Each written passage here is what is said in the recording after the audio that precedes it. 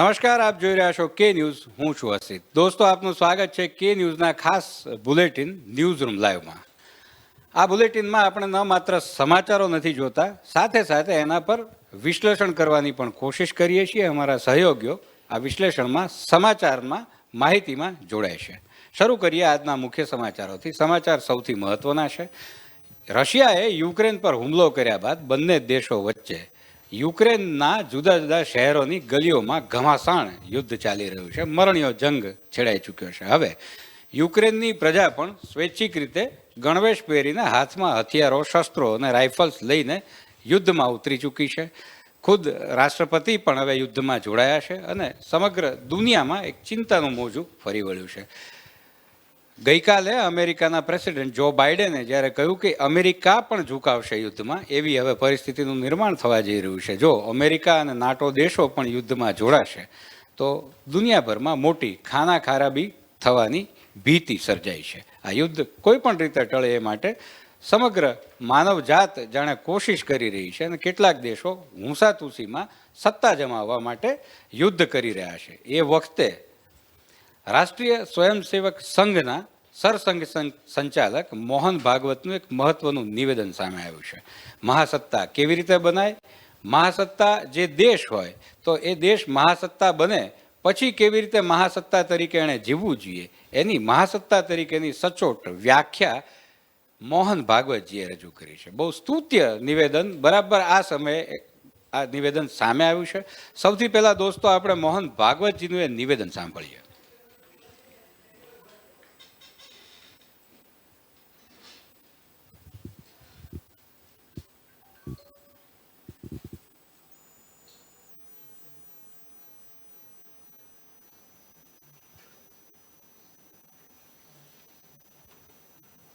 हृदय जीतने का निश्चय एतद् देश प्रसूतस्य सकाशात् अग्रजन्मनः स्वम स्वम चरित्रम शिक्षेरन्.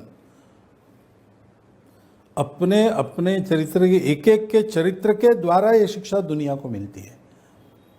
तो हम किसी को हड़पना नहीं चाहते, किसी का वैशिष्ट्य नष्ट नहीं करना चाहते, किसी देश को गुलाम बनाना नहीं चाहते, किसी की संपत्ति हथियाना नहीं चाहते.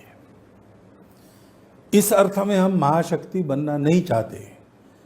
हमारी शक्ति होगी, हमारा ज्ञान होगा,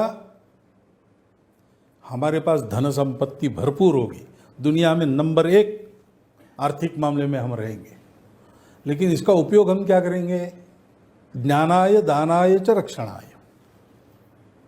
ये हमारे यहाँ व्याख्या है ना, विद्या विवादाय धनम मदाय शक्ति परेशान परपीडनाय खलस्य. ये दुष्ट लोगों की चाल है. जो महाशक्ति बनते हैं वो डंडा चलाते हैं. हम ऐसा नहीं करेंगे. हम इसका उपयोग दुनिया का ज्ञान बढ़ाने के लिए अपने ज्ञान का उपयोग करेंगे. दुनिया में दुर्बलों की रक्षा हो इसलिए अपनी शक्ति का उपयोग करेंगे. और दुनिया में जिनके पास नहीं है उनको देंगे. हमारी संपत्ति बढ़ेगी तो हम देंगे दूसरों को. बाकी लोगों को अपने सर्वाइवल की चिंता है, उनके बुनियादी विचार वैसा है. अच्छा बुरा छोड़ दीजिए. उनके अनुभव से उनका निष्कर्ष ये है कि भाई रेस है, उसमें जीतना है, जो आगे रहेगा वो जीतेगा, कैसे भी आगे जाओ. तो कितनी भी चिकनी चुपड़ी बातें करेंगे, मंतव्य तो वही रहता है. अंत में सब वापस आ जाते हैं. विश्व विश्व विश्व बात करते हैं. वैश्विक क्या बाजार, दुनिया, ग्लोबल मार्केट. अब कह रहे हैं नेशनल नेशनल नेशनल. क्योंकि ये तब तक है जब तक अपने को हानि नहीं पहुंचती. भारत का ऐसा नहीं है. भारत का ऐसा सब जिएंगे तो हम जिएंगे, हम जिएंगे तो सब जीने चाहिए. तो भारत ऐसा देश बनेगा, इसलिए लोग उसको विश्वगुरु मानेंगे. आज भी मानते हैं. आज भी ऐसी बातें जो भारत करता है, इन्हें कारगिल का युद्ध उसका अध्ययन करने के लिए बाद में कितने 4-5 देशों की टीमें आई, प्रगत देशों की. केवल वो शौर्य देखने के लिए वो तो है ही है उसका एक पहलू, हमारे जवानों का पराक्रम शौर्य. लेकिन दूसरे देश की सीमा का उल्लंघन न करते हुए उसने लादा हुआ युद्ध हमने कैसे जीता? ये विचार कौन कर सकता है? ये विचार भारत ही कर सकता है। वो सही है गलत है वो चर्चा छोड़ दीजिए, लेकिन ये विचार मन में आना ये केवल भारत के ही हो सकता है। इसलिए भारत विश्व गुरु बनेगा, यानी भारत के एक देश, एक राष्ट्र के नाते आचरण से और भारत के एक एक व्यक्ति के जीवन से सारी दुनिया अपना जीवन बनाएगी। तो इसलिए अमेरिका के 65% लोग शाकाहार का उपयोग करते, वो कहाँ से लिया उन्होंने? सारा विश्व योग क्यों कर रहा है? तो धीरे धीरे दुनिया इधर देख रही है, सोच रही है कैसा करेंगे, क्या करेंगे। हम दुनिया की आवश्यकताएं पूर्ण करने वाले होंगे, ऐसी शक्तियां होंगी। દોસ્તો આપણે જોયું સાંભળ્યું મોહન ભાગવતજીએ શું કહ્યું. ખરા અર્થમાં વિશ્વ મહાસત્તા વિશ્વગુરુ કઈ રીતે બનાય અને ગુરુ બનવા માટે શું કરવું જોઈએ, અને જો મહાસત્તા બની ગયા હોય, એ મહાસત્તા હોઈએ તો પછી આપણું વલણ કેવું હોઈ શકે, શા માટે ભારત એવું છે કે વિશ્વગુરુ બની શકે. ચર્ચા કરીશું અમારા નેટવર્ક એડિટર વિનોદ દેસાઈ સાથે. જે આરએસએસના વડા મોહન ભાગવતજીએ વિશ્વગુરુની વ્યાખ્યા કરી છે તે ખૂબ સચોટ વ્યાખ્યા એમને આપી છે. આમ જોવા જઈએ તો રશિયા યુક્રેનનું જે યુદ્ધ છે એ ક્યાંક ને ક્યાંક વિશ્વ સત્તા બનવાની અને વિશ્વ સત્તા ઉપર તરાપ મારવાની લડાઈ હોય એ પ્રકારે. ભલે રશિયાના ટાર્ગેટ ઉપર યુક્રેન હોય, પણ આપણે ગઈકાલે જેમ ચર્ચા કરી એમ યુક્રેનનો ઊંટિયા તરીકે ઉપયોગ થઈ રહ્યો છે. હકીકતમાં રશિયા જે વિસ્તારવાદ માટે જાણીતું છે એ અમેરિકાને નીચું બતાવવા માટે અથવા તો અમેરિકાનું નાક કાપવા માટેની આ લડાઈ લડી રહ્યું એવું લાગી રહે છે. સામા પક્ષે અમેરિકાની જો સ્થિતિની વાત કરીએ તો અમેરિકાની મૂંઝવણ એવી છે કે જગત જમાદારી અત્યાર સુધી કરી, હવે શું? કારણ કે આ પરિસ્થિતિમાં જો રિટાલિએટ ના કરવામાં આવે તો એના પરિણામો પોતાની આબરૂ ઉપર જાય એ પ્રકારની સ્થિતિ છે. ત્યારે મોહન ભાગવતજીએ જે વાત કરી, વિશ્વ સત્તા એટલે અમે પણ જીવીશું અને બધાને જીવાડીશું, બધા જીવશે તો અમે જીવીશું. એટલે કોઈનું હડપી પોતાની પાસે છે તો બીજાને આપો, બીજાનું હડપી લેવાનો પ્રયત્ન એ વિશ્વ સત્તા ન હોઈ શકે. એમને એક બહુ સારી વાત વચ્ચે એક ઉદાહરણ તરીકે જે કારગિલ વોરની પણ કરી છે. કારગિલ વોર બાદ એક જે અભ્યાસ થયો એમાં ભારતે યુદ્ધ જીત્યું, ભારતના સૈનિકોએ યુદ્ધ કર્યું અને બહાદુરીપૂર્વક લડી બતાવીને જીત્યા. તે વસ્તુ તો એમને ઉલ્લેખ કર્યો, પણ એ સાથે સાથે પોતાની સરહદમાં રહી અને સામેવાળાને કેવી રીતે પરાસ્ત કરી શકાય એ વાતનો અભ્યાસ થયો અને લોકોએ વિશ્વએ એને વખાણ કર્યા. એમની પણ એમને વાત કરી.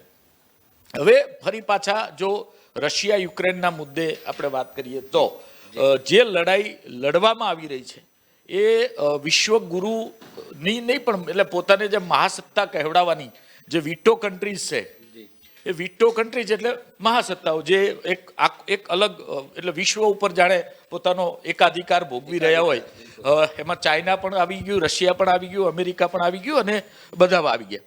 એટલે આવા લોકો ભલે એ વિશ્વની મહાસત્તાઓ ગણાતા હોય, વિશ્વ ઉપર એમનો કબજો હોય, પરંતુ આજે પણ વિશ્વગુરુના રોલમાં તો ભારત છે, હતું અને આવનારા વર્ષોમાં પણ રહેશે એવું મોહન ભાગવતજીની વાત ઉપરથી આપણે કહી શકીએ કે આ પ્રકારનું એ કહેવા માંગે છે.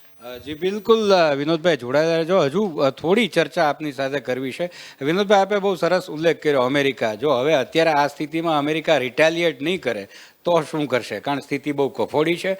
બહુ સ્વાભાવિક છે, જો રશિયા યુક્રેન પર કબજો કરી લેશે તો એ એક એવો મેસેજ જશે સમગ્ર વિશ્વમાં કે નાટોની સામે, યુનોની સામે અને જે પોતાને જગતનું જમાદાર ગણાવે છે એ અમેરિકા સામે પણ રશિયા ઝૂક્યું નહીં અને છેવટે કબજો કરીને રહ્યું. એટલે આમાં નાક યુક્રેનનું નહીં કપાય, કપાશે ખરેખર અમેરિકાનું. નાટોની પણ આબરૂ નથી જવાની, આબરૂ જે જશે અમેરિકાની જશે. એટલે અમેરિકાના ગળામાં અટકેલી આ બાબત છે, એ નથી લડી શકે એમ કે નથી એને અટકાવી શકે એમ. એને એટલે જ કદાચ આ અહમનો ટકરાવ છે. વોરફેર તજજ્ઞો જે છે એ લોકો એવું કહે છે કે આ યુદ્ધ રશિયા અને યુક્રેન વચ્ચેની આ યુદ્ધ ખરેખર જોવા જાવ તો રશિયા અને અમેરિકા વચ્ચે છે. અમેરિકા હવે કેવું પગલું લઈ શકે આપના મતે? જો કદાચ એ રિટેલિએટ ન કરે તો શું થશે? તો યુક્રેન ઓટોમેટિકલી રશિયાના હાથમાં જશે એવી સ્થિતિ છે. એવી સ્થિતિમાં અમેરિકા શું કરી શકે? એવો કોઈ અંદાજ જો કરવો હોય તો શું અંદાજો લગાવી શકે? જો અમેરિકાના સૂર હવે બદલાતા નજરે પડી રહ્યા છે. એક સમય હતો જ્યારે અમેરિકાએ કીધેલું કે અમે યુક્રેનને કોઈ પણ પ્રકારના જે પ્રોવાઈડ નહીં કરીએ, અહીંથી સૈનિકો પણ નહીં જાય અને અહીંથી કોઈ સૈનિકો નહીં જાય. અને આજે જ્યારે હવે સૂર છે ત્યારે એમને રશિયા ઉપર પ્રતિબંધની પણ વાત કરી છે અને જરૂર પડે અમેરિકા યુદ્ધ માટે તૈયાર છે એવી પણ વાત એમને કરી છે. ત્યારે મહત્વનું છે કે આપણે જે રીતે કાલે વાત થઈ કે આ યુદ્ધ છે એ અમેરિકા અને રશિયા વચ્ચેનું છે, યુક્રેન એમાં ઊંટ છે. એટલે જ્યારે જૂના જમાનાની વાત કરીએ તો મોટા મોટા કિલ્લા અને ગઢ હોતા, એ ગઢની બહાર મોટા મોટા કિલ્લા હોય. હવે જનરલી એવું બને કે મોટા કિલ્લાઓ તોડવા માટે હાથીથી એને બળ આપવામાં આવતું, પરંતુ કિલ્લા હોવાના કારણે જો હાથીથી એને બળ કરવામાં આવે તો હાથી મરે, અને હાથી મરે એ કોઈ સૈનિકને સૈન્યને પોસાય નહીં. એટલે જે ગઢ હોય એની આગળ ઊંટ ઊભા રાખવામાં આવે અને એ ઊંટને હાથી ધક્કો મારે. એ રીતે ગઢના કિલ્લા જે કાંગરા હોય તો એટલે એના જે ખિલ્લાદાર દરવાજા હોય એ તોડવામાં આવે, જેથી હાથી બચી જાય, ઊંટ મરે અને દરવાજો ખુલી જાય. આ પ્રકારની સ્થિતિ રશિયા અને અમેરિકા વચ્ચે યુક્રેન ઊંટ છે. કારણ કે જે અહમનો ટકરાવ, હવે અમેરિકા શું કરી શકે એ, કારણ કે અત્યારે જો બાઇડન ની પણ આબરૂનો પ્રશ્ન છે. જો આ યુદ્ધમાં અમેરિકા કશું પોતાનું નથી પ્રદર્શન કરી શકતું તો સીધી વાત છે કે સૌથી નબળા જે રાષ્ટ્રપ્રમુખ છે એ જો બાઇડન સાબિત થશે. બાકાયદા ડોનાલ્ડ ટ્રમ્પ, જે આની પહેલાંના એમના હતા પ્રેસિડેન્ટ, એમને તો હુમલા કરવાનું શરૂ કરી દીધું છે. જ્યાં સુધી હું પ્રેસિડેન્ટ હતો ત્યાં સુધી કોઈની હિંમત નહોતી કે આ પ્રકારે અમને ઓવર રૂલ થઈ અને કામ કરી શકે. એટલે આમ જોવા જાઓ તો રશિયા વિન વિન સિચ્યુએશનમાં છે. જે પણ નુકસાની અથવા તો હાનિ ભોગવવાની છે એ અમેરિકાએ ભોગવવાની છે. આપણે ફરી મોહન ભાગવતજીના વિષય ઉપર ચર્ચા છે એટલે એ મુદ્દે આવીએ તો વિશ્વગુરુની વ્યાખ્યામાં, કારણ કે યુક્રેને ભારતને સંધિ માટે, જો આ આખી ઘટનાના બીજા પરિબળો હું તમને જણાવું તો યુક્રેને ભારતને મધ્યસ્થી કરવા માટે વિનંતી કરી. આજે જે સરહદ ઉપર પોતાની જે વિદ્યાર્થીઓ કે ત્યાં ગયેલા આપણા યુવાનો કે યુવતીઓ છે એના બેગ ઉપર જો ભારતનો તિરંગો લાગેલો હોય તો એને ક્યાંય રોકવામાં નથી આવતો, એને બાઇજ્જત જવા દેવામાં આવે છે. એટલે ભારત કોઈનું હડપી નથી લેવું, પોતાનું છે એને બચાવવું છે, પોતાની પાસે છે તો એ દુનિયાને આપવું છે, દુનિયાનું ગેરકાયદેસર લઈ નથી લેવું, અને દરેક સાથે દરેકના સુમેળ ભર્યા સંબંધો સાચવી અને દરેકને મદદરૂપ થઈ અને જે આગળ વધવાની નીતિ છે એના કારણે આપણા યુક્રેનમાં ફસાયેલા લોકો, વિદ્યાર્થીઓ હોય, યુવાનો હોય, યુવતીઓ, એમને કોઈ જગ્યાએ તકલીફ પડતી નથી. બેગ ઉપર ભારતનો ઝંડો હોય તો એને આરામથી એને પાસ કરી દેવામાં આવે છે. એટલે આ જે આબરૂ છે ને એ ખરી, ભલે મહાસત્તા આપણે ગણાઈએ કે ના ગણાઈએ, પરંતુ જે પ્રકારની પરિસ્થિતિ આપણે ઊભી કરી છે એ આપણે ભલે કહેવાઈએ કે ના કહેવાઈએ પણ મહાસત્તા છીએ, વિશ્વગુરુ છીએ.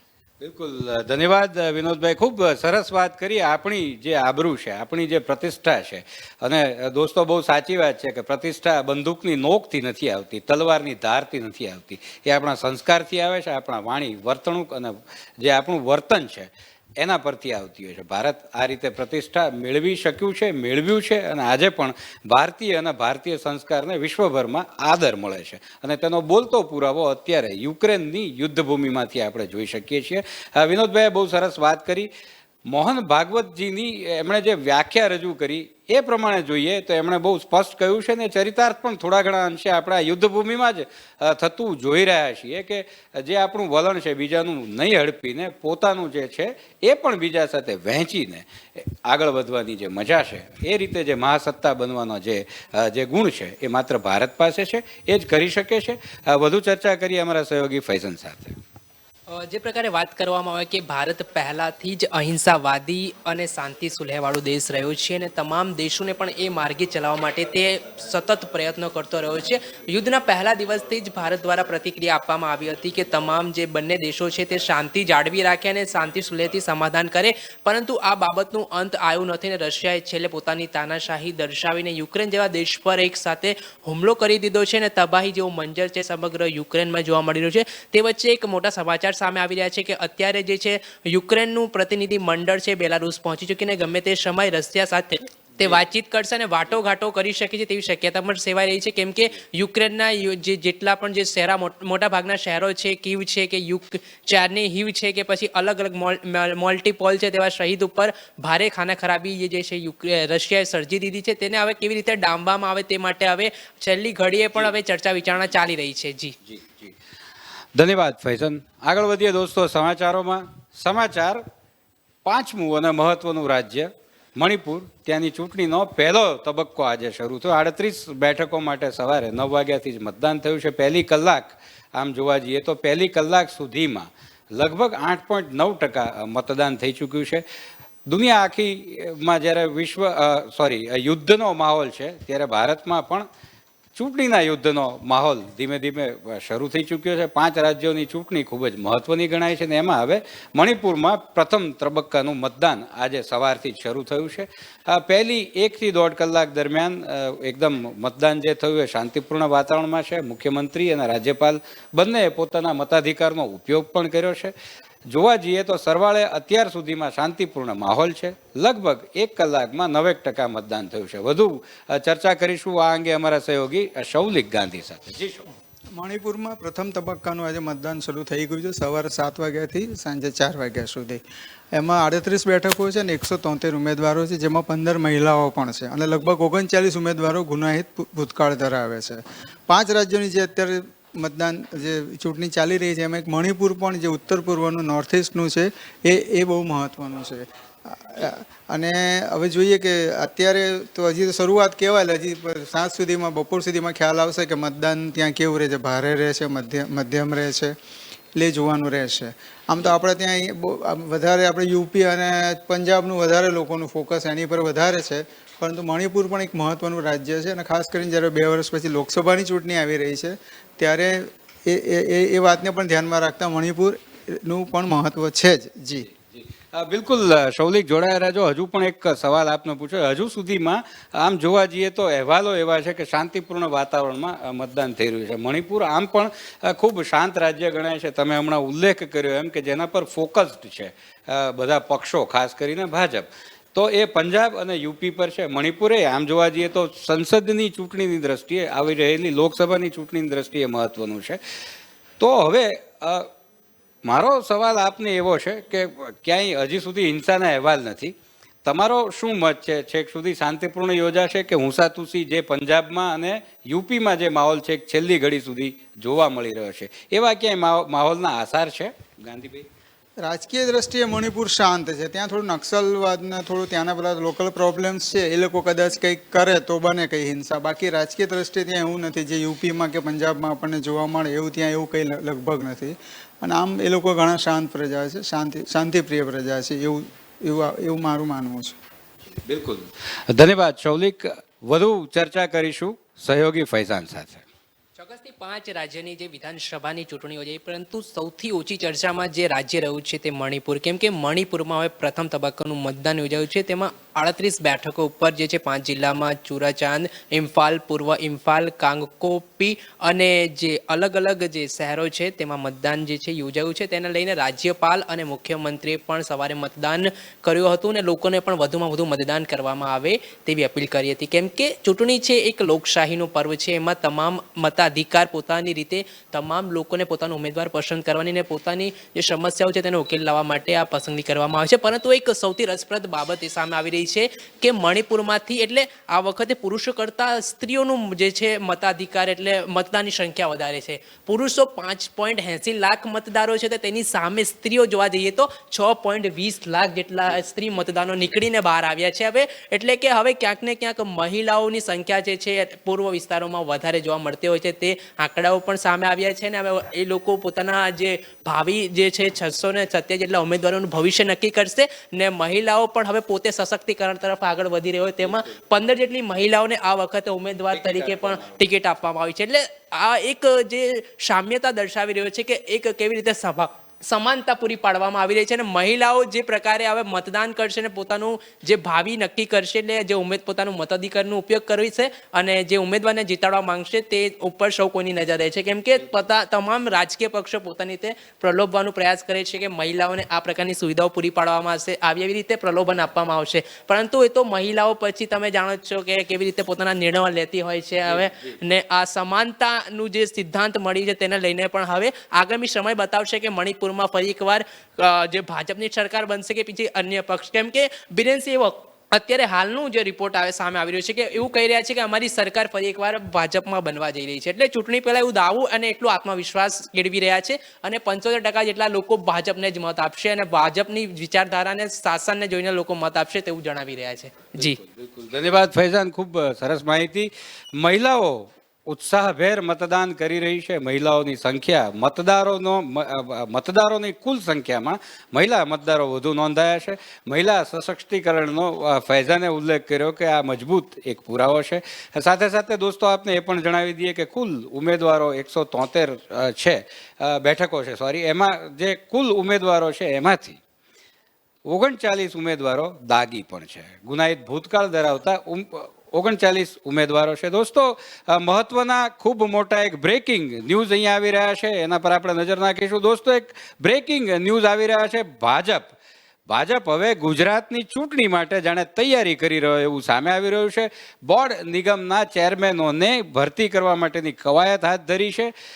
એવું દેખાઈ રહ્યું છે કે ગુજરાતમાં ચૂંટણી હવે ગમે ત્યારે જાહેર થશે.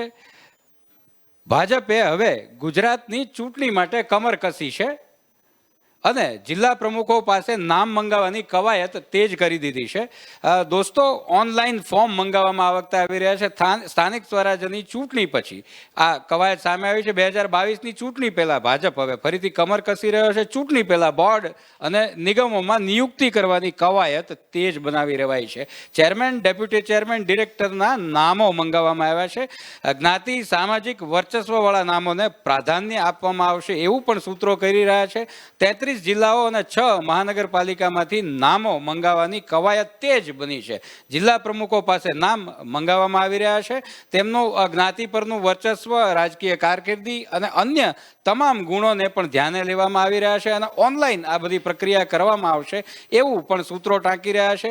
2022ની વિધાનસભાની ચૂંટણી ગુજરાતમાં હવે આના પરથી ચોક્કસપણે એવું લાગી રહ્યું છે કે ગમે ત્યારે જાહેર થશે. વધુ ચર્ચા કરીશું અમારા સહયોગી દિલીપભાઈ પટેલ સાથે. જી દિલીપભાઈ.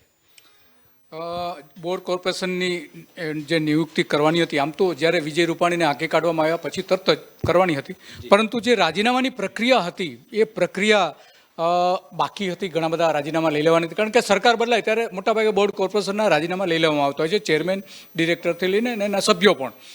એ પ્રક્રિયા ઓલમોસ્ટ લગભગ પૂરી થઈ ગઈ છે. અસિત વોરાને જે રીતે દૂર કરાયા છે પછી મોટાભાગના અત્યારે બોર્ડ કોર્પોરેશનમાં જગ્યા ખાલી છે અને જે અત્યાર સુધી ચેરમેન અને ડિરેક્ટરો જે હતા એ મોટાભાગના વિજય રૂપાણીના પક્ષના હતા, વિજય રૂપાણીના જૂથના હતા.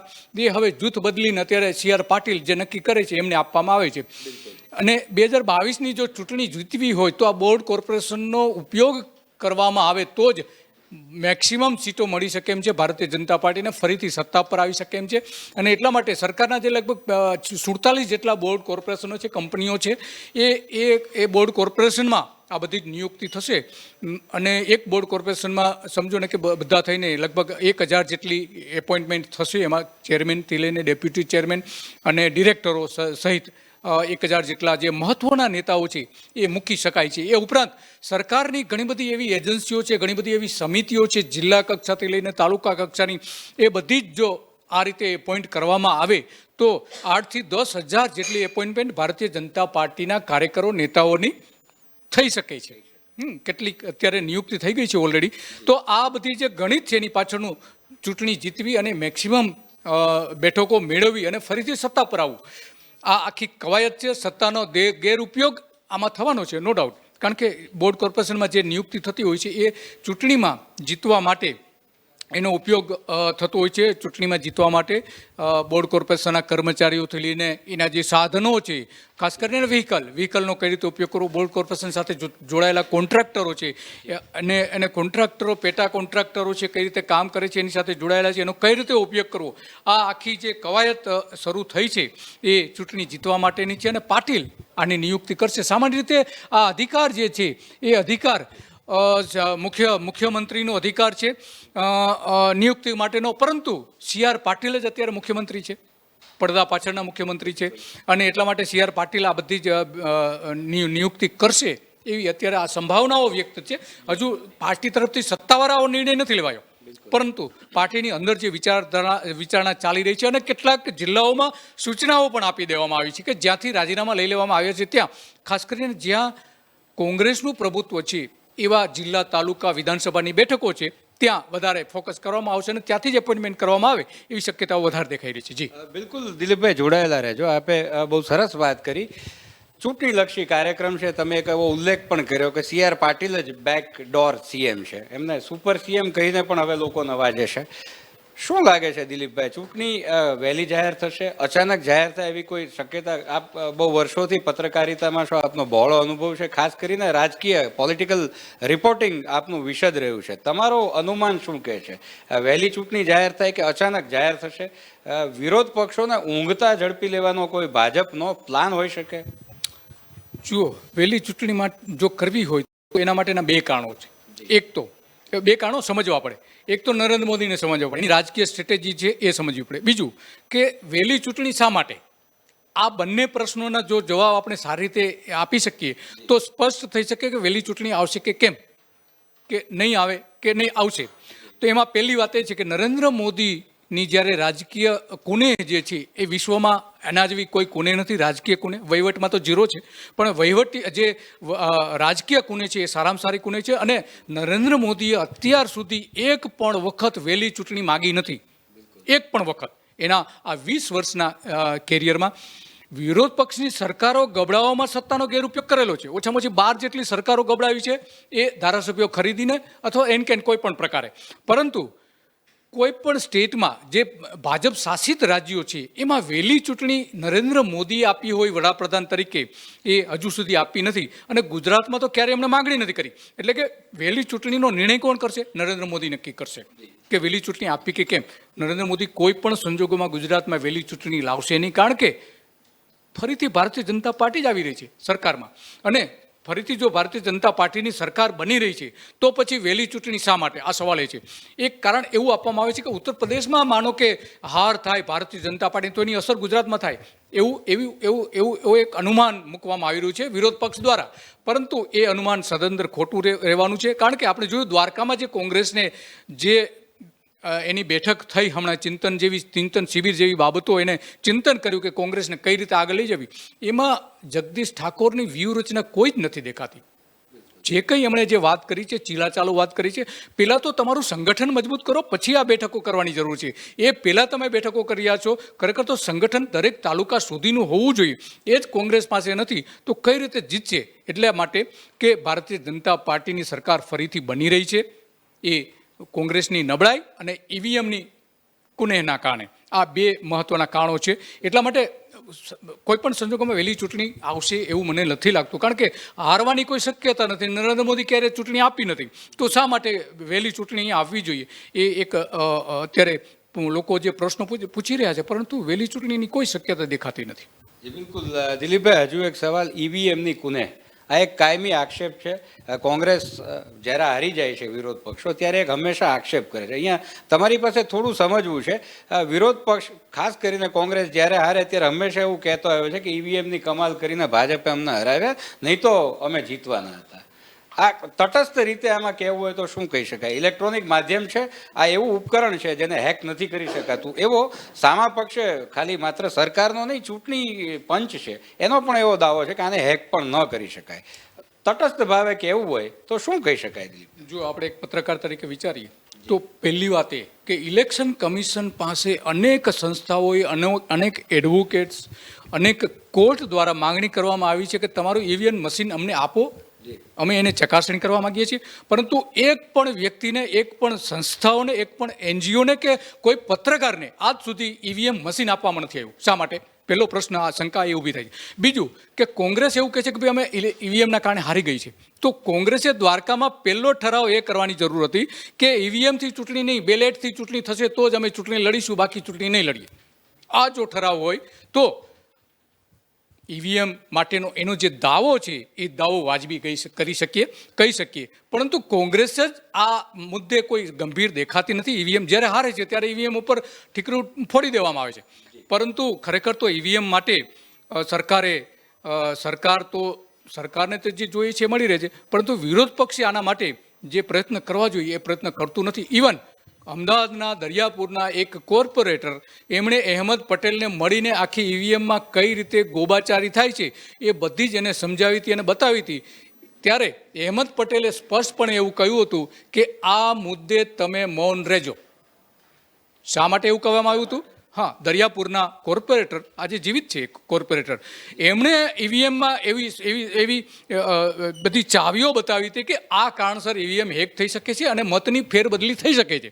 આ ગુજરાતમાં આવા એક નહીં, આપણે છેલ્લે સુરતમાં, જ્યારે સુરત લોકસભાની ચૂંટણી વખતે અને વિધાનસભાની ચૂંટણી વખતે આખી ટ્રકો ઈવીએમની પકડાઈ છે. એક ટ્રક જ્યારે ઉલટી રસ્તા ઉપરથી પડી ગઈ અને ઈવીએમ બહાર જોડાયા ત્યારે ખબર પડી કે આ બોગસ ઈવીએમ છે.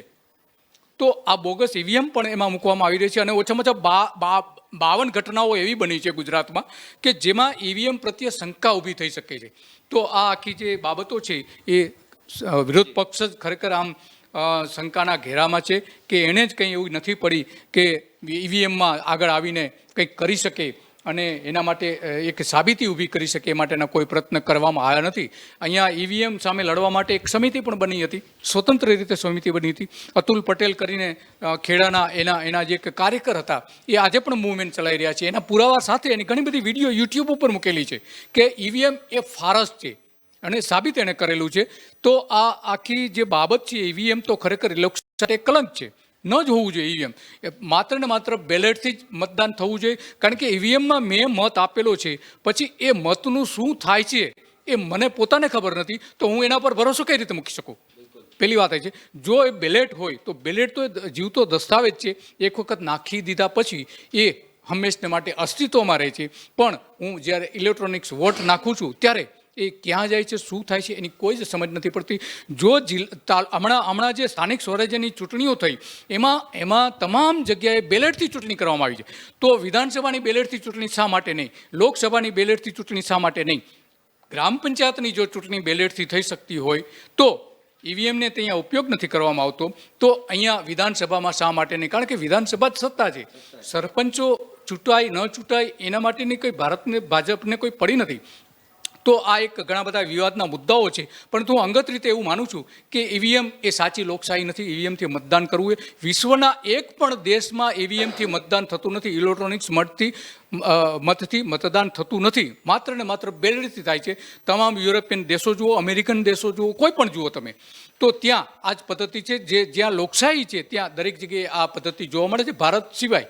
અને ભારતમાં તો ઘણા બધા દાખલાઓ આપણી સામે છે કે જે ઈવીએમ ના મત જે છે, આપણે પાદરામાં જે ઉમેદવાર હતા પાદરા નગરપાલિકામાં, તો એ ઉમેદવારનું કુટુંબ એટલું મોટું હતું કે કુટુંબના કમસે કમ એને મત મળે, પરંતુ એને એક પણ 0 મત મળ્યા હતા. પાદરામાં વિરોધ પક્ષના એક જે ઉમેદવાર હતા એને 0 મત મળ્યા હતા. આ તો એક ઉદાહરણ છે. આવી 52 ઘટનાઓ બની છે ગુજરાતમાં, અને એટલા માટે ઈવીએમ તો ન જ હોવું જોઈએ.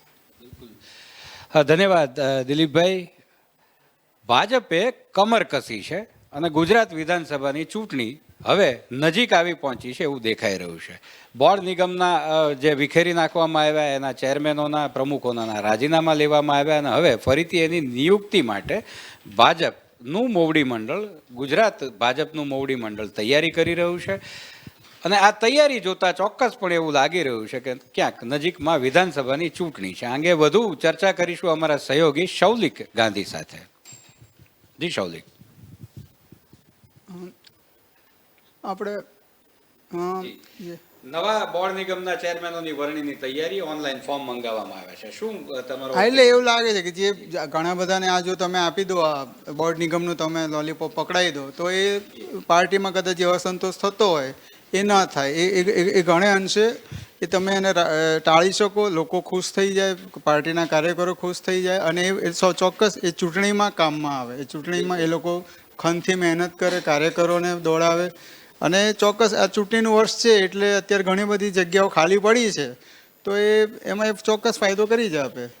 જી ધન્યવાદ શૌલિક. જો બોર્ડ નિગમના ચેરમેનોની વરણી થઈ જશે તો ગુજરાત વિધાનસભાની ચૂંટણીમાં ભાજપને હાથ વગવું હથિયાર મળશે અને કામ આવશે. વધુ ચર્ચા કરીશું અમારા નેટવર્ક એડિટર વિનોદ દેસાઈ સાથે. જી વિનોદ. બોર્ડ નિગમોમાં નવી વરણી એટલે અસિતભાઈ લગભગ હું એવું માનું છું કે 4,000 થી 5,000થી વધુ જે નેતાઓ છે, મોટા કાર્યકરો છે, આગેવાનો છે, એમને એમના ગજા પ્રમાણે તમે સાચવી શકો. હવે એક તો દિલીપભાઈએ કીધું એમ સરકારી મશીનરીનો ઉપયોગ, એ એક હોદ્દો એમની પાસે હોય એટલે એક આખી સંસ્થા એમની થઈ જાય. એક બોર્ડ નિગમ હોય તો એમાં ચેરમેન હોય, ડેપ્યુટી ચેરમેન પણ રાખી શકીએ, એમાં બધા એને શું કહેવાય એમના સભ્યો પણ હોય છે, એટલે ઘણા બધા પદ આમ જોવા જઈએ તો 10,000 પદ એની લહાણી કરી શકાય. એટલે જેવું કાર્યકરનું ગજું અથવા તો જેવું નેતાનું ગજું એવડું પદ એમના ખિસ્સામાં મૂકી, એ પદનું પડીકું એ નેતાના ખિસ્સામાં મૂકી દો એટલે એ મદારીના વાંદરાની જેમ નાચવા લાગે. આ શબ્દો મારે ન પ્રયોજવા જોઈએ કારણ કે આપણી લોકશાહીના આ બધા આધાર સ્તંભો છે, પરંતુ ચૂંટણીના સમયે આ પ્રકારની લાગણી, અને એમાં પણ દિલીપભાઈએ કીધું એ બહુ સાચી વાત કરી છે કે આ આમ જોવા જાવ તો CMA કરવાનું હોય, પરંતુ એનો દોરી સંચાર કમલમથી થઈ રહ્યો છે, ત્યારે આ પ્રકારના જે શબ્દોનો પ્રયોગ કરવો પડે. કારણ કે આ લોકશાહી ટકેલી છે. ચૂંટાયેલા આપણા જે નેતાઓ એક પક્ષમાંથી ચૂંટાય, પરંતુ એ ચૂંટાયા બાદ એ કોઈ પક્ષના નથી રહેતા, એ લોકોનો પ્રતિનિધિ છે, લોક પ્રતિનિધિ છે. પરંતુ લોક પ્રતિનિધિ ફરી સત્તામાં આવવા માટે અથવા તો લોક પ્રતિનિધિઓનો ફરી સત્તામાં આવવા માટે જ્યારે આ પ્રકારે ઉપયોગ થાય ત્યારે એવું લાગે કે હવે લોકશાહી છે ખરી. પરંતુ આપણો જે દેશ છે એમાં કદાચ આ હવે એક રૂટીન થઈ ગયું છે. એટલે ફરી હવે આ બધી ચર્ચાઓનો મતલબ એટલે ગુજરાતમાં જ્યારે ચૂંટણીના ઢોલ હવે વાગી ગમે તે ઘડીએ દાંડી ટીપાઈ જશે અને જાહેરાત થાય, દિલીપભાઈએ કીધું એમ એમના સમય થાય, પરંતુ તો પણ હવે માથે ચૂંટણી છે ત્યારે આ પ્રકારના પદની વહેંચણી ચોક્કસથી એક તરફ વિઝન વગરની કોંગ્રેસ અને બીજી તરફ વિઝન સાથે પદની વહેંચણી, એટલે જે 182ના ટાર્ગેટ સાથે CR પાટીલ ચાલી રહ્યા છે એને કદાચ એ ટ્રેન જે દોડી રહી છે એને આ ઈંધણ પૂરવાનું કામ કરશે, હું કહીશ અસિતભાઈ. બિલકુલ બિલકુલ વિનોદભાઈ, હજુ એક સવાલ છે, બહુ મહત્વનો છે. હમણાં આપણે ખૂબ ચર્ચા કરી, ઘણા બધા પ્રોગ્રામ પણ આપણે કર્યા. પ્રવેશોત્સવ ભાજપે આખો કર્યો અને કોંગ્રેસમાંથી લખલૂટ માલ સામાન ખરીદ્યો હોય, ટ્રકના ટ્રક ભરીને આપણે રો મટીરિયલ એક ઇન્ડસ્ટ્રીયલિસ્ટ મંગાવે, એવી રીતે CR પાટીલ કહો, કમલમ કહો કે જી બિલકુલ હજુ ઘણા આમાં આવશે, વંડી પર બેઠેલા છે. એટલે હવે આટલી સંખ્યામાં આવે છે ને તમે હમણાં એક આંકડો પણ અંદાજિત કીધો કે 5, 8, 10,000 જેટલી લાગણી પદોની ડિરેક્ટર્સ, ચેરમેન, ડેપ્યુટી ચેરમેન નિગમોમાં, તો આ બધાને એમાં સમાવેશ કરી અને કોંગ્રેસના જે હથિયારો છે એને પૂરાના હથિયારો હવે પોતાના કર્યા, એને કોંગ્રેસની સામે જ ઉપયોગમાં લેવાની CR પાટીલ કે ગુજરાત ભાજપના મોવડી મંડળની કોઈ વ્યૂહરચના નથી લાગતી? ના અસિતભાઈ, કોંગ્રેસમાંથી અત્યારે એક શબ્દ પ્રયોગ થાય છે અને જે કોંગ્રેસના કેટલાક નેતાઓ ઉપયોગ કરી રહ્યા છે, ક્યારેક આપણે મીડિયાવાળા કરીએ છીએ અને ક્યારેક સોશિયલ મીડિયામાં ટીખડખોરો કરે છે કે ભાજપમાં છે એ લોકો શું ખુરશીઓ જ સાફ કરવાની, મંડપ જ બાંધવાના. એટલે એમને એ દાખલો બેસાડશે કે એમને ફક્ત ખુરશી સાફ નથી કરવાની, મંડપ નથી બાંધવાના, એમના માટે પદો તૈયાર છે. એટલે જે રીતે એક વખત CR પાટીલ બોલેલા કે મારો પેજ પ્રમુખ હોય તો એના દીકરાને નોકરી કેમ ના મળે, એક્ઝેક્ટ સંદર્ભ મને ખ્યાલ નથી, પણ પ્રાધાન્ય આપવું, નોકરી પ્રાધાન્ય આપવું. એટલે જ્યારે એક સમય અત્યારે આ ટીખડખોરો એ કોંગ્રેસના નેતાઓ, કેટલાક પત્રકારોનો સોશિયલ મીડિયામાં ટીખડ ચાલી રહી છે, એનો જવાબ આ રીતે પાછા. હા, ચોક્કસથી કોંગ્રેસમાંથી આવેલા કેટલાકને પદ મળશે, પરંતુ મૂળ ભાજપમાં રહી અને જેમને ખુરશીઓ સાફ કરી છે એમને એક ખુરશી સાફ કરીને ત્યાં બેસવાનો મોકો ભાજપ આપશે, જેથી કરીને કાર્યકરોનો ઉત્સાહ બરકરાર રહે. આ જે ડેમેજ કંટ્રોલ, અત્યારે એક વર્ગ એવો છે કે જે એવું કહી રહ્યો છે કે કોંગ્રેસમાંથી આવેલાને સત્તા મળે છે, અમારા ભાગે કશું કરવાનું આવતું નથી. એટલે એ છાપ પણ આમાં ભાજપ CR પાટીલ અને સરકાર ભૂસવા માગે છે કે ભાજપમાં જે કાર્યકર છે તેમનું માન સન્માન જળવાય છે અને તેમને જરૂરી તમામ મહત્વ અને હોદ્દાઓ પણ મળે છે. એટલા માટે જે બોર્ડ નિગમોની વહેંચણી થશે એ મોટા ભાગે જે અત્યારે ભાજપના છે એ લોકોને થશે. કોંગ્રેસમાંથી આવેલાને પણ એમના કદ પ્રમાણે થોડું ઘણું સમાવેશ થાય એવું બની શકે. ધન્યવાદ વિનોદભાઈ, ખૂબ સાચી વાત છે. એક જે છાપ ઊભી થઈ છે કે ભાજપના, એમણે બહુ સરસ વાત કરી, ભલે રમૂજી શૈલીમાં કરી, વાત બહુ ગંભીર છે કે ભાજપના કાર્યકરો વર્ષો સુધી સેવા કરે અને ખુરશીઓ સાફ કરે એવું માત્ર નથી, એમને પણ હવે કદાચ તક આપશે અને ભાજપનું ગુજરાતનું મોવડી મંડળ CR પાટીલ અને ગુજરાત સરકાર આ છાપ કદાચ ચોક્કસ ભૂજશે. એમણે એ પણ કહ્યું, વિનોદભાઈનો એ મુદ્દો પણ અહીંયા ખૂબ મહત્વનો છે કે એક તરફ વિઝન વિહીન બનેલી કોંગ્રેસ અને સામા પક્ષે to the point vision to vision goal set કરીને કામ કરતી ભાજપા. કહેવું પડશે કે ગુજરાત વિધાનસભાની ચૂંટણી વહેલી આવે કે એના સમયે ડિસેમ્બરમાં આવે, પણ જે ચૂંટણી હશે એ ખરેખર રસપ્રદ પણ રહેશે કે કેમ એ જોવાનું રહેશે. કારણ એક તરફ વિઝન વિહીન કોંગ્રેસ છે અને એક તરફ two the point goal set કરીને કામ કરતી ભાજપાની ટીમ છે. જોવાનું રહેશે ચૂંટણી ક્યારે આવશે એ તો હવે સમય જ બતાવશે. આપણે આગળ વધીશું સમાચારોમાં. ગરવા ગિરનારની વાત કરીશું. સિદ્ધોના જ્યાં બેસણા છે, સંતો જ્યાં તપશ્ચર્યા કરે છે, જ્યાં અઘોરીઓ હર હર મહાદેવનો નાદ કરે છે, એવા ગિરનારની ગોદમાં ભવનાથની તળેટીમાં શિવરાત્રિનો મેળો પ્રારંભ થઈ ચૂક્યો છે અને લાખો ભાવિકો ઉમટી રહ્યા છે. મોટી સંખ્યામાં સાધુ સંતો ઉપરાંત ભાવિકોનો ધસારો સતત વધી રહ્યો છે. કોઈ અનિચ્છનીય બનાવ ન બને તે માટે ખાસ પોલીસ બંદોબસ્ત પણ હજારોની સંખ્યામાં પોલીસ જવાનોને પણ તૈનાત કરાયા છે.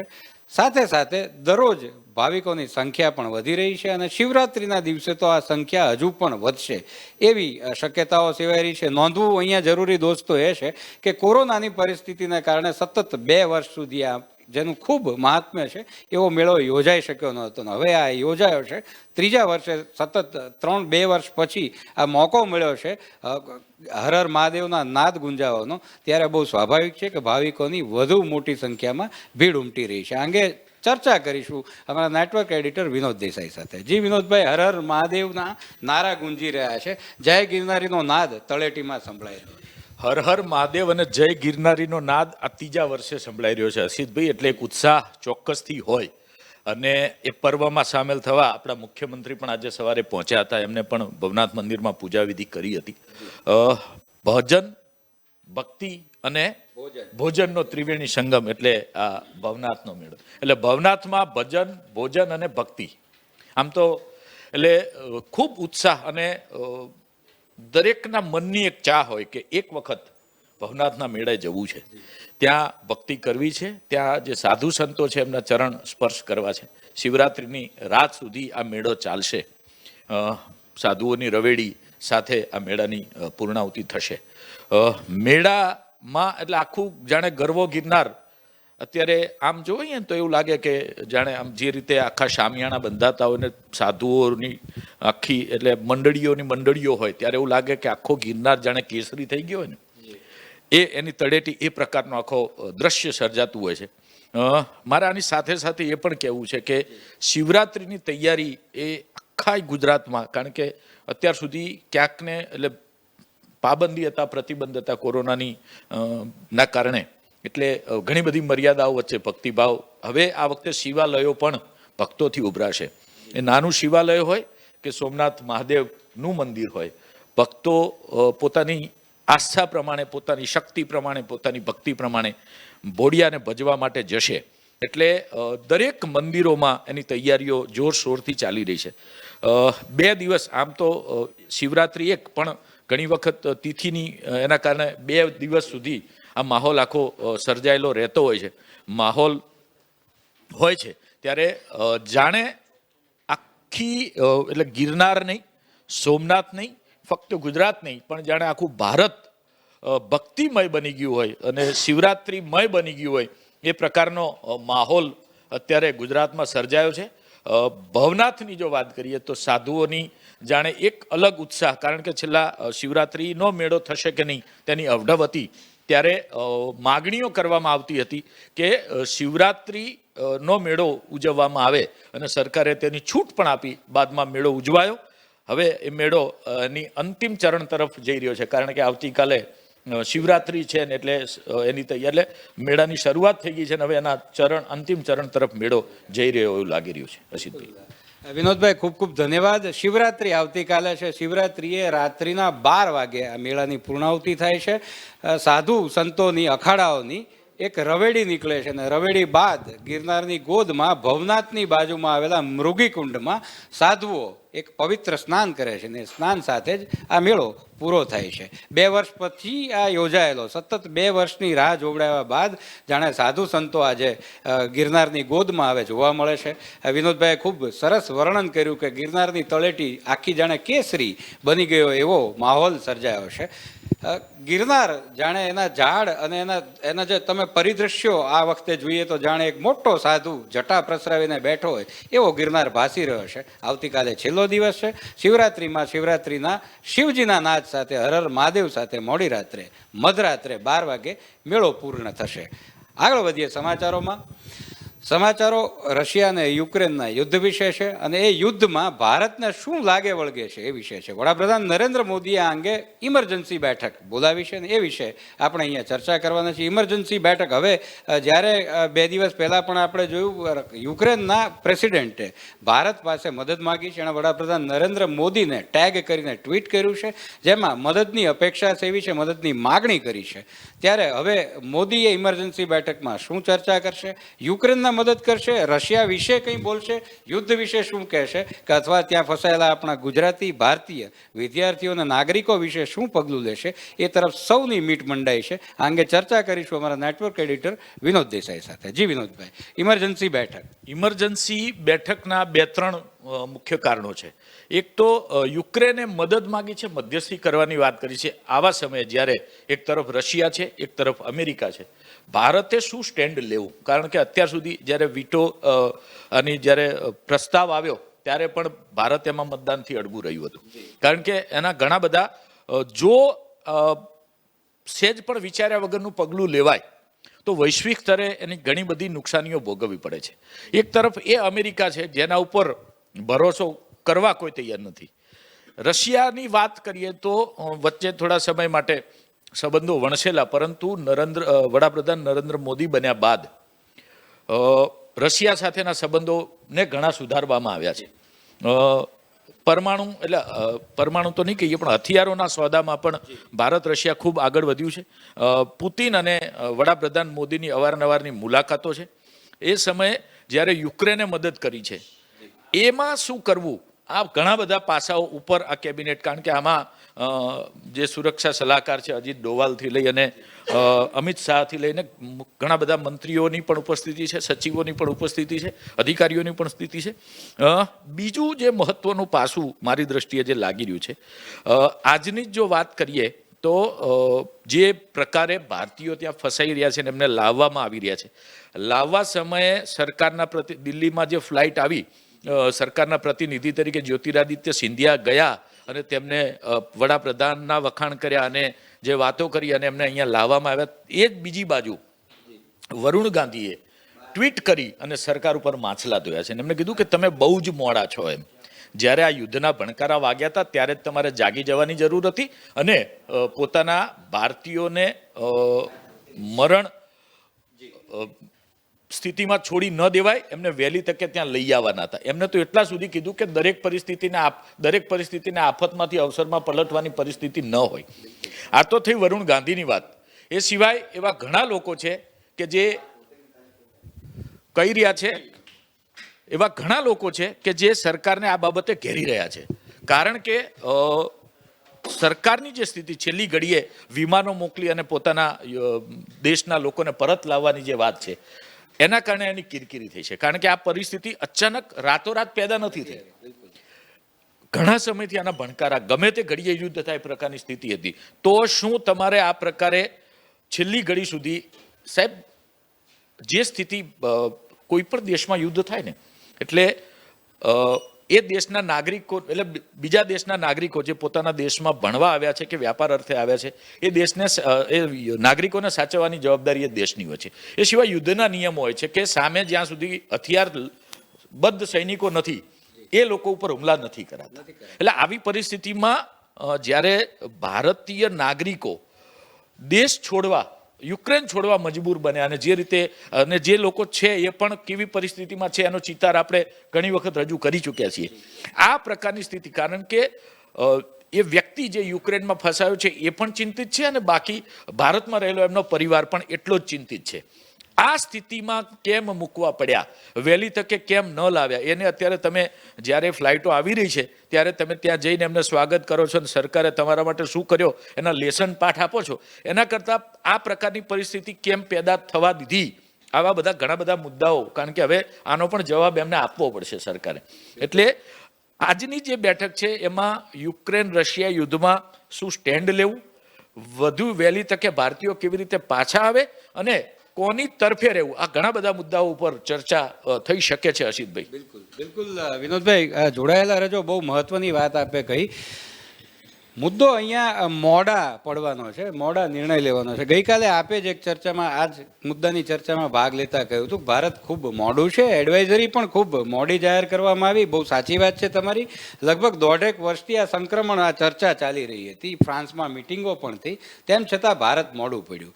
શું આ મિટિંગમાં જે મોડું પડ્યું એના કારણે જે તમે હમણાં ઉલ્લેખ કર્યો કે કિરકિરી થઈ, એને છાવરવાના કે એને ઢાંકવાના પ્રયાસ થશે કે ખરેખર કોઈ પ્રશસ્ય પગલું લઈ અને ભારત કોઈ છાપ છોડશે? તમારા મતે શું હોઈ શકે? પ્રશસ્ય પગલું લેવાનો ટાઈમ હવે જતો રહ્યો, કારણ કે હવે યુદ્ધ વાગી એટલે યુદ્ધ શરૂ થઈ ચૂક્યું છે. એટલે વહેલી તકે આજુબાજુના દેશોની મદદ લઈ કે જે કંઈ પણ કરવું પડે લઈને પોતાના નાગરિકોને બહાર કેવી રીતે ઝડપથી લાવી શકાય એની ચિંતા કરવાની છે. એટલે પરંતુ આજની જે મિટિંગ હતી એ મિટિંગમાં મેં કહ્યું એમ કે આ બધા જ મુદ્દાઓ પર ચર્ચા થશે ને એમાં એ પણ ચર્ચા હશે કે આ જે મોડા પડ્યા છીએ, લોકોને પાછા લાવી રહ્યા છીએ, એને કેવી રીતે આપણે ડેમેજ કંટ્રોલ કરી શકીએ. એના ભાગરૂપે દિલ્હીની ફ્લાઇટ હોય તો ત્યાં જ્યોતિરાદિત્ય સિંધિયા જાય છે. ગુજરાતમાં જે આવતા હતા એ લોકોને મુંબઈથી પોતાના ઘરે મોકલવાના બદલે વોલ્વો બસમાં સીધા કન્વેન્શન સેન્ટર લાવવામાં આવે અને મુખ્યમંત્રી મળવા ગયા. આ ડેમેજ કંટ્રોલનો એક ભાગ છે. એટલે આ પ્રકારની સ્થિતિને હવે આ રીતે, પરંતુ મિટિંગમાં મુખ્ય એજન્ડા જે છે એ આ પરિસ્થિતિમાં ભારતનું સ્ટેન્ડ શું, આ મુદ્દે ચર્ચા ખૂબ જરૂરી છે. કારણ કે મેં તમને કહ્યું એમ 2 મહાસત્તાઓ વચ્ચે આપણે આપણી ભૂમિકા ક્લિયર કરવાની છે. કારણ કે તો જ હવે એક ભારતનું એ સ્ટેન્ડ છે કે ભારતની વિશ્વમાં ગણતરી થાય છે. એટલે ભારતનું સ્ટેન્ડ શું છે એના ઉપર નાના જે બીજા અન્ય દેશો છે એની પણ નજર હોય છે. ત્યારે આવા સમયે ભારતનું સ્ટેન્ડ શું એ આ ચર્ચાનો મારી દ્રષ્ટિએ મુખ્ય મુદ્દો હોઈ શકે. બિલકુલ, ધન્યવાદ વિનોદભાઈ, ખૂબ સરસ ચર્ચા કરી આપે. આ જ મુદ્દે હજુ પણ વધુ ચર્ચા કરીશું અમારા સહયોગી શૌલિક ગાંધી સાથે. શૌલિકભાઈ, શું કહેશો, શું પગલું હોઈ શકે, મિટિંગમાં શું નિર્ણય થઈ શકે? અત્યારે ભારતમાં ઉત્તર પ્રદેશ સહિત 5 રાજ્યોમાં છેલ્લા ઘણા સમયથી ચૂંટણી ચાલી રહી છે. 7 તબક્કાનું મતદાન ચાલી રહ્યું છે. સ્વાભાવિક છે કે મુખ્ય બધા પક્ષોનું ધ્યાન એમાં છે, જેમાં વડાપ્રધાન મોદી અને એમની કેબિનેટ કે એમનું એ પણ બધા આમાં જ વ્યસ્ત હતા. અને કે એમના માટે આ બરાબર સમજી શકાય, બહુ જ મહત્વની હતી આ ચૂંટણી છે એમાં જીતવું. અને બીજી બાજુ 1.5-2 મહિનાથી યુક્રેનનો સમસ્યા આંતરરાષ્ટ્રીય સ્તરે ચાલી રહ્યો હતો, જેમાં 15,000 વિદ્યાર્થીઓ, ભારતીય વિદ્યાર્થીઓ ત્યાં અભ્યાસ કરી રહ્યા હતા. ત્યારે કોઈ ધ્યાન ના અપાયું. યુદ્ધ શરૂ થઈ ગયું અને હવે રોકકળ શરૂ થઈ ગઈ. અહીંયા વોટ બેંકનો પ્રશ્ન આવ્યો, એટલે પછી એકદમ જ આ બધું હવે આ ડેમેજ કંટ્રોલની વાત આવી છે. અને એમ કે હવે તાત્કાલિક ઇમરજન્સી મિટિંગ બોલાવવાની જરૂર એટલા માટે પડી કે તમે મોડા છો, બાકી પ્રશ્ન જ ક્યાં થયો? બધા જ વિદ્યાર્થીઓ આવી ગયા હોય ટાઈમસર 1.5 મહિનામાં, તો પછી ખાલી યુક્રેન મુદ્દે આપણે શું નિર્ણય લેવો આંતરરાષ્ટ્રીય સ્તરે એ બરાબર છે. બાકી જે વિદ્યાર્થીઓને પાછા લાવવાની જે વાત છે, જે અહીંયા વાલીઓ રોકકળ કરે, ત્યાં વિદ્યાર્થીઓ 2-3 દિવસથી ભૂખ્યા છે, પાણી નથી મળ્યું, ખાવાની વાત તો દૂર રહી. -ડિગ્રીના તાપમાનમાં વિદ્યાર્થીઓ બહાર પોલેન્ડની સરહદે ઊભા રહ્યા છે, પોલેન્ડ ઘૂસવા નથી દેતું. એ તો ના જવા દે ને, વિધાઉટ વિઝા તમે કેવી રીતે ઘૂસવા દે? એટલે આ બધા જે પ્રશ્નો થાય, એટલે હવે આ એક છે ને, એટલે આ કહેવાય ઇમરજન્સી મિટિંગ ને એકદમ સરકાર એમ કે બહુ જાગૃત થઈ ગઈ, તૂટી પડી આમ ને તેમ ને, પણ ભાઈ તમે 1.5 મહિના મોડા છો માટે આ ઇમરજન્સી મિટિંગ આવી. બાકી 1.5 મહિના પહેલાં ટાઈમસર કર્યું હોય તો ઇમરજન્સી મિટિંગનો ખાલી યુક્રેન જે આપણી મદદ માંગી છે, જે યુદ્ધ પૂરતું એ જ પૂરતું બરાબર છે કે તમારે નિર્ણય લેવો પડે. ને એમાં બી આપણે હમણાં મતદાનમાં અળગા જ રહ્યા હતા, કારણ કે રશિયા સાથે બી આપણે બહુ સારા સંબંધો છે. S-400 ડિફેન્સ સિસ્ટમથી માંડીને બીજું ઘણું બધું આપણે રશિયા પાસેથી લઈ રહ્યા છીએ, નિકાસ પણ કરી રહ્યા છીએ. એટલે એ પણ ધ્યાનમાં લેવું જ પડે. બરાબર છે, એમાં બી કંઈ ખોટું નથી. એટલે જે અત્યારે આ જે ઇમરજન્સી મિટિંગ છે એમાં હું તો મારી દ્રષ્ટિએ સૌથી વધારે વિદ્યાર્થીઓને પાછા લાવવાની વાત અને યુક્રેન મુદ્દે જે કંઈ નિર્ણય લેવો પડે આંતરરાષ્ટ્રીય સ્તરે એ માટે આ મિટિંગ બોલાવવામાં આવી હતી. બિલકુલ શૌલિક, જોડાયેલા રહેજો. હજુ એક પણ સવાલ છે. તમે બહુ સરસ હમણાં ઉલ્લેખ કર્યો કે રશિયા સાથે આપણે સારા સંબંધ છે, આપણે સારા સંબંધ અમેરિકા સાથે પણ છે. આપણે જોયું 2014 પછી વડાપ્રધાન પદે નરેન્દ્ર મોદી છે ને એ બંને આમ જોવા જાવ તો લગભગ બધા દેશો સાથે, ખાસ કરીને રશિયા અને અમેરિકાની જો વાત કરીએ તો દહીં દૂધમાં પગ રાખતા હોય એવું એમનું વલણ જોવા મળ્યું છે. જ્યારે તમે ઉલ્લેખ કર્યો S-400, જે આપણું વોરહેડ, જે આપણે મિસાઇલ બ્લાસ્ટર પણ એને જેને કહે છે, એ S-400 ખરીદ્યું ત્યારે અમેરિકાના પેટમાં તેલ રેડાયું હતું અને એની નારાજગી છતાં પણ ઉપરવટ જઈને નરેન્દ્ર મોદીએ એની ખરીદી કરી હતી. સામા પક્ષે ઘણા એવી બાબતો છે કે જેમાં અમેરિકાની કોઈ ફેવર લીધી હોય અને રશિયા નારાજ થયું હોય. એણે બંને પક્ષે એવું આપણે કહી શકીએ કે બંને પક્ષે દહીં દૂધમાં પગ રાખ્યો અને પોતે બેલેન્સ્ડ હોય એવી એક પોતાની ઇમેજ ઊભી કરી. પરંતુ હવે જ્યાં જો સામસામે રશિયા અને અમેરિકા સીધા જ સામસામે આવે છે તો કોઈ એક પક્ષ તો લેવો પડશે. તમારું એક પત્રકાર તરીકેનું અનુમાન શું છે? તમારું શું ઓપિનિયન હોઈ શકે કે મોદી કોનું સ્ટેન્ડ લેશે, કયા દેશની ફેવર લઈ શકે? મોદીને કળવા અશક્ય છે, પણ સામે એવી બી છે કે નો ડાઉટ ચૂંટણી જીતવામાં માહેર છે, પણ જ્યાં સુધી વહીવટનો પ્રશ્ન છે એ ઝીરો છે. અને રહી આંતરરાષ્ટ્રીય સ્તરની વાત, તો એમાં એવું છે કે આપણે બેયની કરજ છે. આપણે વધારે શસ્ત્રો આપણે અમેરિકા પાસેથી લઈ રહ્યા છીએ. ક્રૂડ ઓઇલ પણ આપણને અમેરિકા જ આપે છે, કારણ કે જે આરબ કન્ટ્રીને અમુક મળે છે, બાકીનું જે ખૂટતું જે સ્ટોક છે ને અમેરિકા જ આપણને આપે છે. એ ત્યાંથી જ આવી રહ્યું છે ક્રૂડ ઓઇલ. એટલે ક્રૂડ ઓઇલ તો આપણી મેઇન જરૂરિયાત છે. સામે રશિયા જોડે બી નો ડાઉટ બે જોડે સારા સંબંધો રાખવા છે, પણ હવે જે તમે કીધું કે હવે તે કદાચ એ આપણી વિદેશ નીતિની એક બહુ મોટી પરીક્ષા થશે કે કોનું સ્ટેન્ડ લેવું. અને જે રીતે હવે અત્યારે આખી આગળ વાત જઈ રહી છે, જે પહેલાં કહેતા કોલ્ડ વોર હતું, પણ હવે બે બ્લોક ફરી થઈ ગયા છે, રશિયા વર્સિસ અમેરિકા કે યુરોપ, એટલે વેસ્ટર્ન વર્સિસ કોમ્યુનિસ્ટ. એટલે એ આખું જે થઈ જ રહ્યું છે. એટલે ચોક્કસ ભારતે બહુ સમજી વિચારીને ભવિષ્યમાં વિદેશ નીતિનો નિર્ણય લેવો પડશે. જી ધન્યવાદ શૌલિક. ભારતે ખૂબ સોચી વિચારીને ખૂબ ગંભીરતાથી નિર્ણય લેવો પડશે. બહુ મહત્વનો મુદ્દો અહીંયા એવો છે કે બે મહાસત્તાઓ બાખડે અને એમાં ભારત વચ્ચે સેન્ડવિચ ન બને, કોઈ એક દેશની ખેંચી પણ ન શકે. શું કરશે ભારત એ તો આવનારો સમય જ બતાવશે. આજના બુલેટિનમાં અત્યાર સુધીમાં આટલું જ. જોતા રહો કે ન્યૂઝ. મને આપશો રજા. ધન્યવાદ.